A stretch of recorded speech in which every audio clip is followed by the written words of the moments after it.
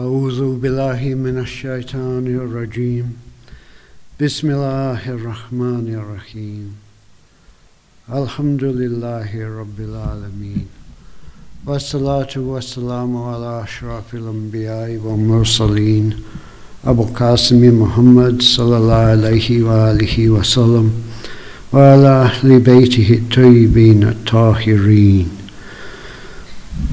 Assalamu alaikum wa rahmatullahi wa barakatuh. I feel compelled to congratulate you all on arriving here today. The weather in this part of Birmingham is not very pleasant. And I'm sure that we all receive greater thawab for braving the cold and the ice.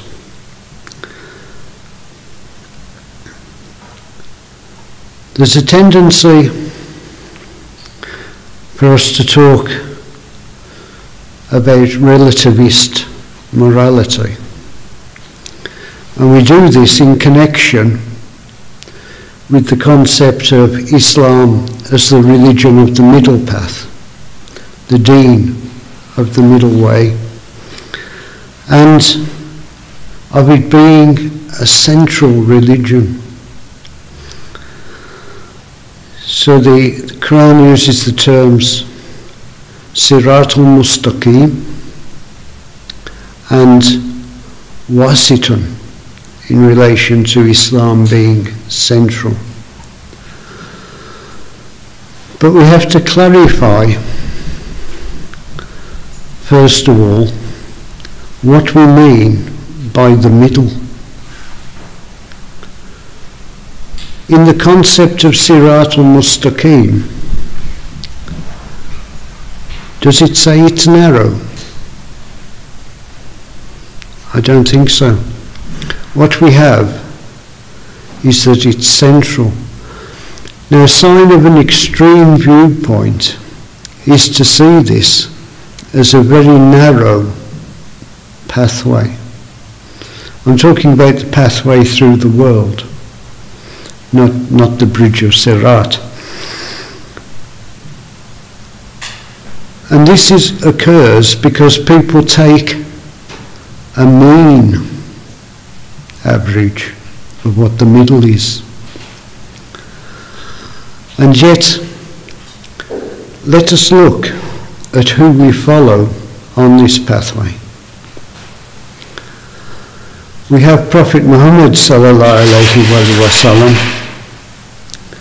and then we have the whole of the 14 AMI, each of them highlighting differences in correct behaviour. So what at first appears a very narrow path, we can say is, Assalamu alaikum, 14 people wide, 14 conceptual people, not just physical, but the breadth of their ideas. And somewhere in that range, we can all find a pathway towards salvation. Salvation with Allah subhanahu wa ta'ala. And let's consider what we're approaching. We're approaching an infinite being. As individuals, we all approach this infinite unity. The philosopher Copleston just said, as a little aside at the end of a paragraph, there are many ways to see God. This was in a book on Thomas Aquinas. And this gives us an idea of the mercy of Allah subhanahu wa ta'ala. He doesn't say only walking on this thread-like line is the straight path. The straight path is that which takes the individual towards the unity of Allah subhanahu wa ta'ala.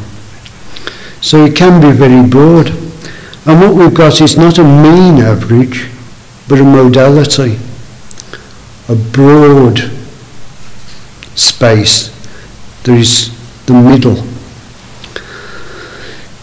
But then we have the question of what is it the average between? And you'll find that relativists take things that we would consider evil and things that we consider to be good, and then say if you're in the middle of that, you'll be okay. And it's a compelling argument to people, because we all sin, and we would all like to think that our sins are okay, that we've covered the bases, that they're not really sins, they're not really bad ones. But this is a false logic. If we consider evil to be the privation or the cancellation of good, how can you have an average between a negative value and a positive value? In symbolic logic, this is P not Q equals Q, because the balance shifts. One grain of evil in this equation and goodness is reduced. Now goodness can't be reduced. Absolute goodness is absolute goodness. It cannot be reduced. So it's the person who believes that this is a true average who is reduced, because what they regard as good is no longer good. It's become the justification for wrongdoing. This is something that we have to guard against in our thinking. In discussions at schools, in colleges, in politics, we're constantly asked to be reasonable. But what the relativist means by being reasonable is suspending the natural judgment of right and wrong, right from wrong. They say, how can you say this is wrong? What's your criterion? Imam Sadiq alayhi salam, when he was asked, how do I know the prayer has been accepted? He said, what does your heart tell you? And it is the heart, the conscience, within the consciousness of man, that tells us when something is good and when something is evil. And if we find it to be evil, to be wrong, to be leading to evil, then we should abandon it. We should leave that, and we shouldn't try to accommodate it into a pseudo-liberal relativism. The balance is not between good and bad. The balance is between good and better. Somewhere in there, the reasonable, good human being prospers, and so do the people around him. But for the person who justifies evil, with goodness, the only product can be evil. Let me take you back to secondary school mathematics. When you multiply a positive by a negative, you always get a negative, don't you? Similarly, if you allow evil into your thinking, evil is the only winner. And the person who thinks that way is the loser, because they have moved far away from the deen of Ali Muhammad.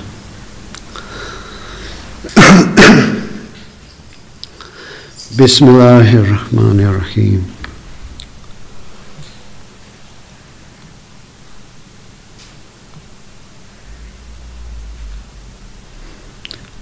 قل أعوذ برب الناس مالك الناس إله الناس من شر الوسواس الخناس الذي يوسوس في صدور الناس من الجنة والناس.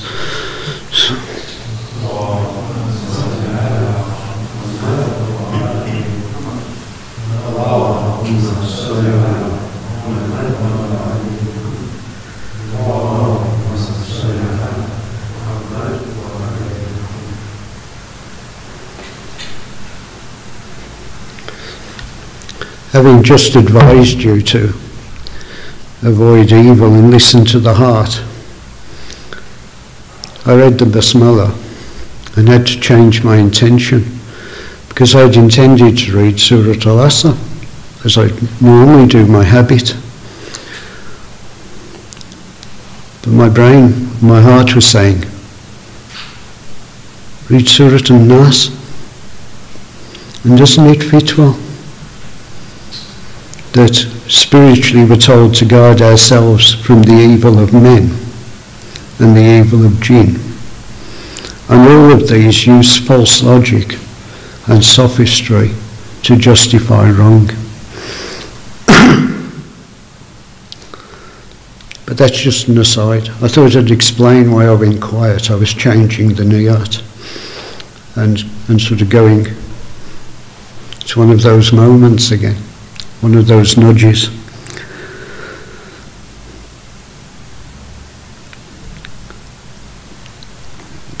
Christmas is and the New Year are a time of celebration. Great celebration, celebrating the birth of a prophet, the middle of winter, when hope fills people again. The days are going to get longer. We're going to have more sunshine. We can all stop taking vitamin pills to protect us from strange diseases. But we have to be careful and clarify our intention of what we're doing and why we're doing it. There are things that we shouldn't do as Muslims, and they can seem really innocuous. Attending a mass, a Christian mass, as an observer, whether it's an approving observer or a critical observer, excuse me, is a good thing. You're recognising the right of someone to choose their religion. You're not saying this is the correct way.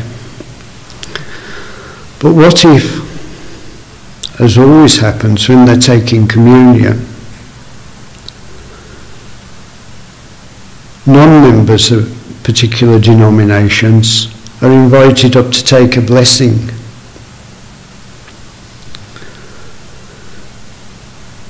A blessing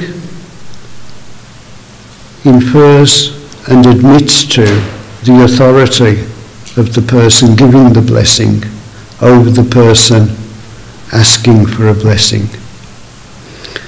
It's not a question of somebody walks past you on the street and says, "God bless you." And you go, "Hold on, which God?" What religion? There's no necessity of that. It's just someone wishing you well. Thank you. This is a very different case from going to someone else's place of worship and then forming a queue to ask to be blessed. This is placing the other person's religion above your religion. It may only be temporary, may not be sincere, but the act as it's seen is one of a submission.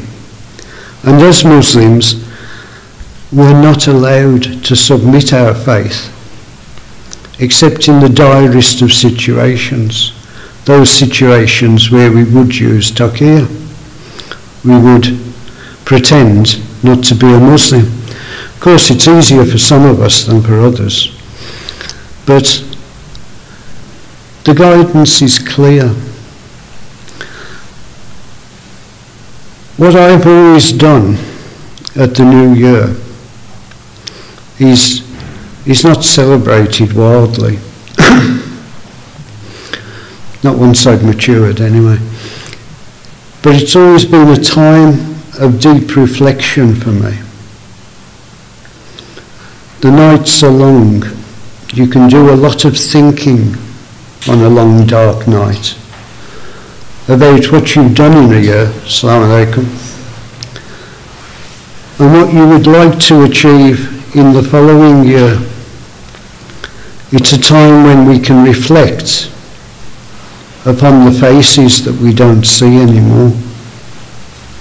And we all have these faces.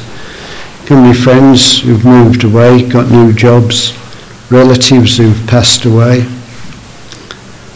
That man you saw in the masjid at every prayer, and now you don't see him anymore. This is the season for reflection, and it's naturally the season for reflection because it's just too cold to go out and dig the vegetables. Mankind has always reflected, he's always built a bonfire at this time of year and thought about the spring that will be coming and filled himself with hope for what will come. And so I think it's a good time for us, when we're giving greetings, to think about what we mean when we say, I'm a Muslim. What does that mean to our society, our nation as a whole? And what does it mean to us? Are we Muslims just by chance? Have we just sort of stumbled into this, you know? Family did it. Might as well. We'll have a peaceful Christmas if I say I'm a Muslim. Or have we been touched by the divine spark? Have we been awakened? Now I've pointed out, when people have asked me about converts, who should be members of converts associations, I don't use the term reverts, because for me that is Australians, former convicts. We're doing well in the test match, so may as well dig it in a bit.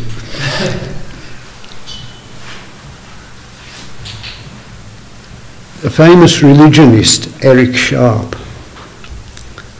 said that no one has faith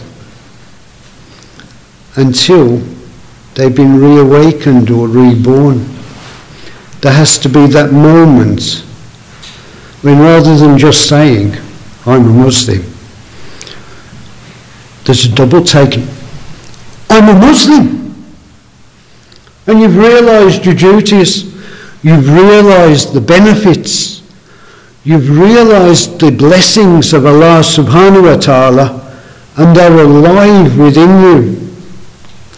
If they're not alive within you, you'd better drink some coffee and wake up, because time is short. And that's the other reflection in the winter, that our days are never as long as we would like them to be, and that there is always a dusk and a prayer in the dark. So this year, don't make a New Year's resolution. It's pagan business. And can you keep your promises? The amount of times I've heard you all say astaghfir, I have to question your promises. Awaken the spiritual flame within you and let that burn through the year. You've got no excuses not to. You've had the month of Ramadan to wake you up. You've had the month of Muharram to soften your hearts. Are you then going to let that heart freeze in the winter when it doesn't have to? Blow on it with the breeze of du'as. Blow on it with the language of the soul. Enlarge the ruh that Allah subhanahu wa ta'ala breathed into each and every one of us to distinguish mankind from animals. These are the things